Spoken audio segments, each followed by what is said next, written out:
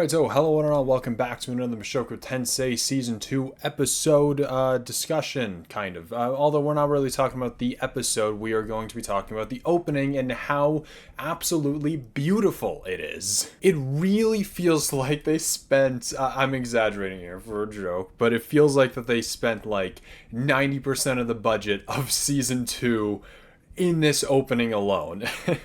Like, it is gorgeous. And, you know, a lot of people will talk about the animation and art style of Season 2, and it's not amazing, but I have to say, the detail in Season 2 is insane.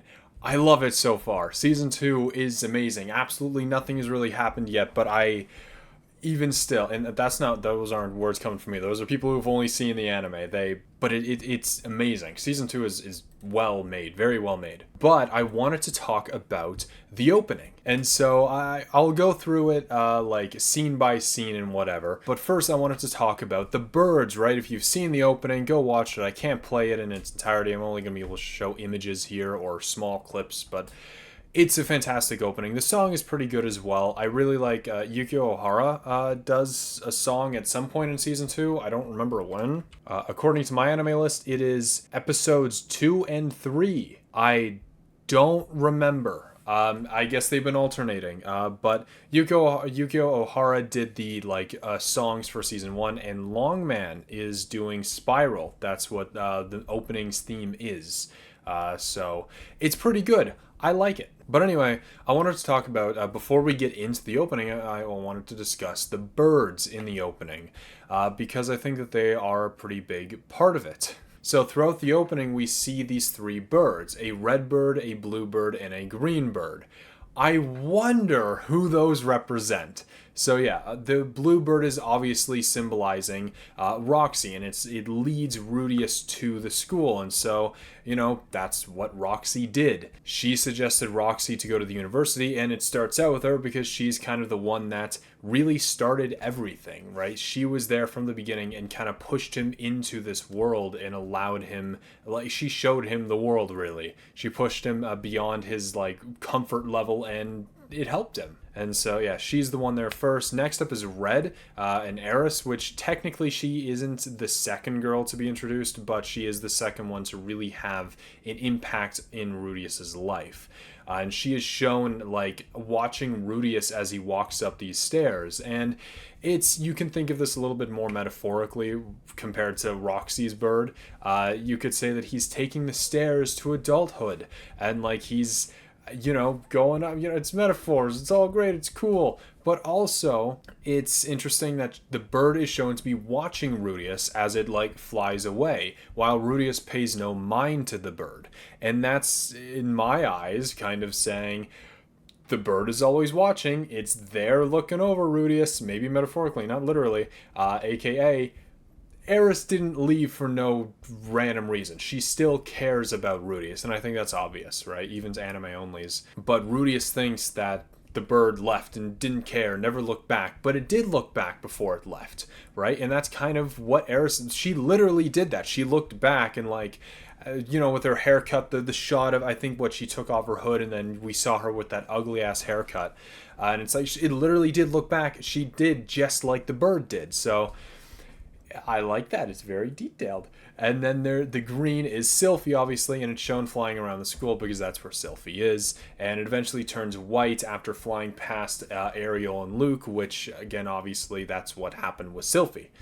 And it's also shown to be the one that Rudius kind of picks by the end of it. And it's very interesting. I like the symbolism. It's very two-dimensional, very obvious, but I really like it. It's one thing I've already briefly mention this, and again, I'm going to, once Season 2 Part 1 is done, I want to talk all about the details. But the details, it's amazing. The fact that, they could have just thrown random clips together. This season, in a way, a lot of people they don't like the idea that it has an opening, but then once they watch the opening, they're like, oh my god, this is great, I love it. And on one hand, what do you show during an opening of a very mundane and boring season, right? Obviously, you show the counter arrow and Soldat Heckler with his stepped leader is his party. You obviously show clips of that, which makes sense. But after that, once he's in the school, how do you make that an enticing opening? And what you do is you make symbolism and you show metaphors and all right. You do cool stuff. You do very unique stuff by paying attention to the details of the characters and how they relate to Rudius. And like, this is just talking about the birds. There's so much more to the opening as well, and people were a bit iffy. They really liked season one's portion, but again, that's not something that you can really show in this setting. For the first few episodes, absolutely, you can totally like just see shots of going around town, like Rudius dealing with the little orphan girl, healing her, right? It makes sense. It's great. But you can't really do much after that. It's just where you're just going to show more shots of the school, one after another. Maybe show what Eris has been up to, because really I feel like that's adequate. Because she's in the next season, like all throughout season 2, I think we should see her twice or something. But then again, the anime may break it up a bit more. It's so showing her in the opening might work, right? But you can't really do that. You can't do like the compilation kind of scene transition that season 1 did. So an opening in this style really works, and it's amazing. But let's get into this like scene by scene. Let's talk about the opening and the ending. We're gonna get into the ending as well. There's not much to talk about with the ending, but there isn't. So yeah, I'm just gonna play. I'm watching the opening right now, and I'm going scene by scene, but I can't exactly show it to you. I don't think. I don't even have it set up to record, so I'm not going to. I'm just gonna show images. We start off with a white-haired woman lying on a bed with her leg kind of drooped over the side. We really only know of one white-haired woman. She's given very angelic properties, which in the book Sylphie is described as an angel. When she fell, I believe the chapter's called like Ariel and the Angel or something, and that's when she's first introduced to. That's when Sylphie falls from the heavens. It's described because in the light novels we don't know that Fitz is Sylphie. That's something that we don't know. It's heavily implied, but they do certain things to make you really like question it.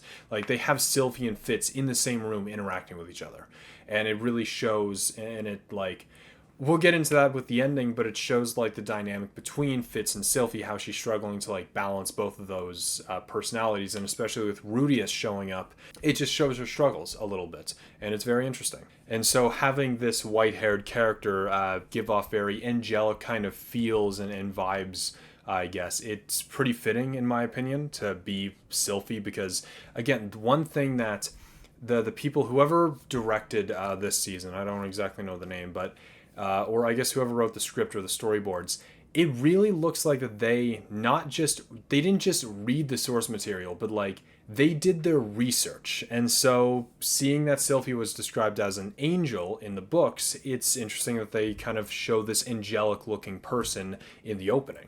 And something that you can see here is the wine glass spilled over. Obviously, that's directly relating to Rudius's kind of depression the night of like Eris leaving him. That symbolism was shown a few times in season 1, and it really does just symbolize Rudius's life. Like that's his life in there, and it's just spilt all over the place. It's kind of just not good. And this bird cage is open, showing 3 birds have flown away and they're out, and it's, we see their feathers left behind. And so I guess that kind of relates to, Rudius. I'm gonna say that Rudius, this is my own whatever. Rudius somehow relates to the cage. He's the one who opened it up and allowed these kind of 3 birds to go in different directions rather than staying in the cage. Because remember, Rudius isn't supposed to really be here in this world. He's reincarnated into it. He's not here naturally. And so these 3 birds would have stayed in this cage doing what this cage was designed to do, is keep them in this cage. They were supposed to be there, but then Rudius came and opened the cage up, allowing them to go completely unpredictable paths. I may be reaching a little bit with that, but I think that metaphor kind of works. Without Rudius, they would have been stuck in this like cage, living their life one way, but then he opened it up and allowed them to live it a completely different way. We see a place with a teleportation, with some kind of spell circle, and flowers. Wait a minute. Could those be those flowers? I'm sorry. I can't talk about what those flowers are, but those could be those flowers. Interesting. But anyway, we get shots of what seems to be Rudius kind of like holding hands and like, as the with the white haired woman, as you know, we see flashes of her like standing in this field and whatnot. But then as he goes to grab the hand, it explodes in a pile of red roses, red like roses, and. Yeah, it's Eris, you know, it's Rudius can't really do anything. Maybe this woman kind of just represents women in general, and Rudius is afraid of losing her, just like he did with Eris, and so obviously his struggles with that are holding him back. We just see him, you know, walking around town. I don't know, I'm not... Doesn't matter. But then we see the beautiful blue bird, best bird. Best bird, up there, yeah, look at that best bird. Guiding Rudius to Renoa Magic University. And yeah, again, like I said before, it's like, you know, an opening would normally just show scenes of the beginning couple episodes because that has the only action in the season, really. But I do like how it's presented. It's like all the tiles and windows on the floors and walls kind of like become these old memories, which I believe is similar to what they did in season 1. There was like Rudius having a dream with the spilled wine and everything, and I think I remember there being something to do with the outside changing, right? It showed like Orsted looking in, and then it turned to like, I believe, be his like old school, but then it like showed everybody down there like looking up at him or something like that. Or I'm thinking of the light novel version of that, if there was a version. That's just what I remember. If I'm not talking out of my ass, there's an image on screen of what I'm talking about. So I do like how they're bringing back the window imagery. And so yeah, we get a nice shot of Linnea, Persenna, and Batagati all in the classrooms, all wearing uniforms. And I am so terribly disappointed that Linnea, Persenna. And I'm so sad that Persenna cannot say her renowned, widely known catchphrase of fuck. I don't even know if I'm allowed to say that. Do I have to censor that? God damn it. I think YouTube allows one F-bomb at the very least. I'm allowed to say that. She's not allowed to say that. But she's just like Fred. Fred says fuck. Anyway, yeah, no, that's what she says that a lot, surprisingly, in the books. And so unfortunately we don't get to see her say that, which is a shame. But anyway, then we see a little shot of Zenoba kind of getting freaky with the dolls. But yeah, that's, I guess, I would assume that's his room filled with all these statues and stuff because he is a just fanatic. And then we get to see Juliet. I'm so excited for Juliet. Juliet's a little slave girl that, you know, I guess she remains being a slave. They don't really do much to change her life, but she's a little slave girl and she's being treated kindly with respect, but she's still a slave. Cannot disobey any commands, but she's awesome. She's such a nice, cool, fun little character. She's very kind. I think that she'll be a fan favorite. Then we get to see Silent 7. I'm not saying her name, but we see Silent 7, who was with Orsted. Wow! Wait, do we actually get to know her name in the anime? It doesn't matter, I'm calling her Silent 7 just in case. So yeah, we see her dealing with, again, we saw it at the beginning of the opening, but we see spell circles, and so we see even more with her. With like piles and piles of like just crap and garbage and books all around her in the room. She's trying to do something. I wonder what. Then again, we get to see that shot of Rudius going up the stairs with the bird looking at him, then flying away. We already talked about that, though. And then we get to see Alina holding, it looks to be her pendants, but it could be Rudius's pendants that Sylphie gave her. And she's looking off, and she clutches it, and she goes, that's it. But yeah, so there's something to do with Alina in that pendant, which may or may not be Sylphie's pendant. I forget, because I know the one that she gave Rudius was, I believe, green with wood. But I think that Alina is blue and silver. But yeah, doesn't matter. And it almost looks green-ish, what she's holding in her hand. But then to mirror that shot, we see Cliff down and dirty doing something. I don't know what. But he's also looking up going, They're doing the same pose. Maybe there's some symbolism going on there, but I don't know. Anyway, Cliff's there. Cliff's back. He's awesome. Cliff gets good. If you don't like Cliff yet, you will eventually. Hopefully. And if you don't like Zenoba, I'm sorry, I hate to tell you, but he's gonna get like the second most screen time in the entire show from now on. He gets a lot of screen time. But then we get just, cool animated shot of like Rudius saving Sarah, which is really awesome. And we get to see a shot of the classroom. It looks very different compared to the manga version, which is just a regular ass classroom. When I was watching the episode, I was expecting just to see the classroom like presented how it is in the manga, but then it's just this whole grand thing, and it's like, oh my god, that's crazy. Because I don't know if they show the classroom at all in the light novel or not, but it's very clearly different in the anime, and it looks so much more grand. It fits kind of more with Renoa Magic University, how the rest of it kind of looks. But yeah, you can see Rudius is still depressed and everything. The blue bird kind of tried to help him out, the red bird tried to help him out, but now this green bird, he's all depressed, and just by the sight of it, he goes, oh my god. Right? And he's very happy to see the green bird, which eventually turns into a white bird because of Ariel and Luke. And then you can see he picks up the feather, clutches it. And yeah, you can see then, again, lying in bed like before, his pendant, Sylphie's pendant glows, and he's reaching out for her hand, which doesn't explode in red flower blood this time, which is very awesome. That's usually a good thing. You don't want the person you're holding their hand to just explode in red flower petal blood.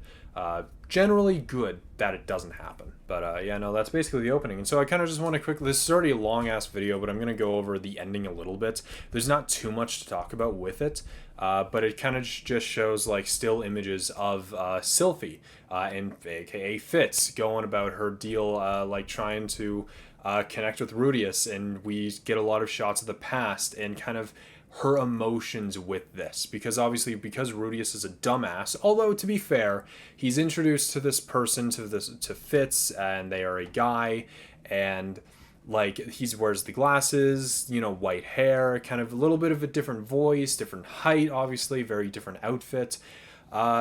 Just very different, right? So it's understandable for Rudius to not remember Sylphie, because he still does, but it's understandable that he doesn't recognize Sylphie, in my opinion anyway, right? Because he had stated that he barely remembers what Zenith looks like, right? To like picture her face exactly.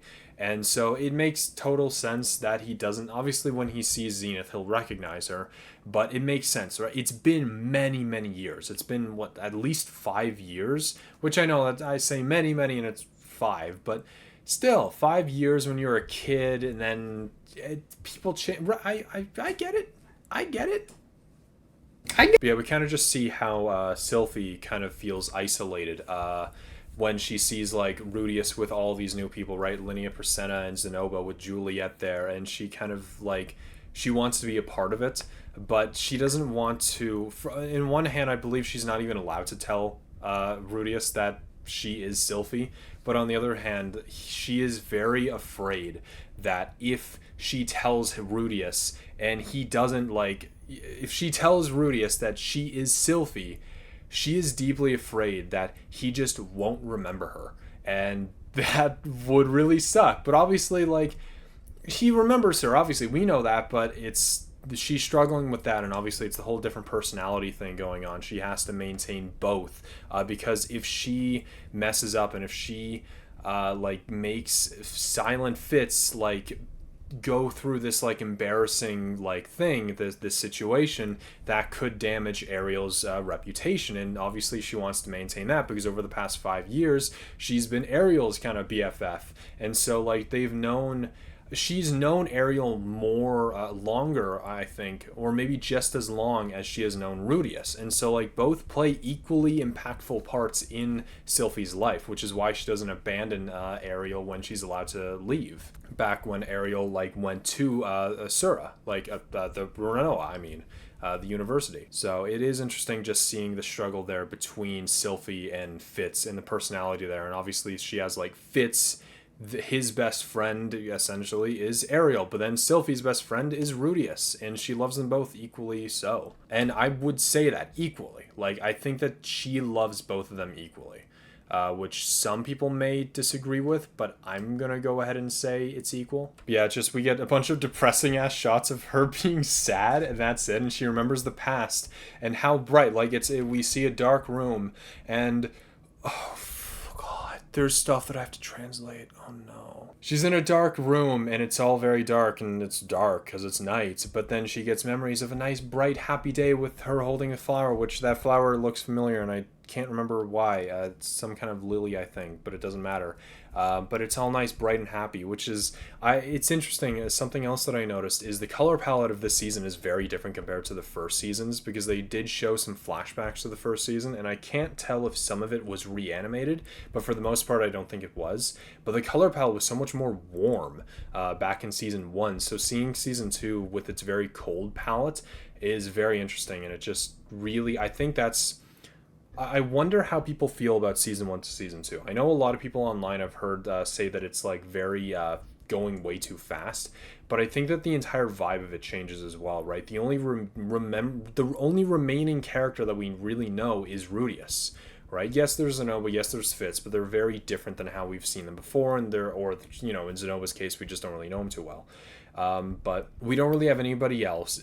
Different art style, completely different everything, different location, different theme, different plot, really. And it all just, with the different color palette, it has a completely different feel to it. And it's just interesting. Yeah, they are very different seasons.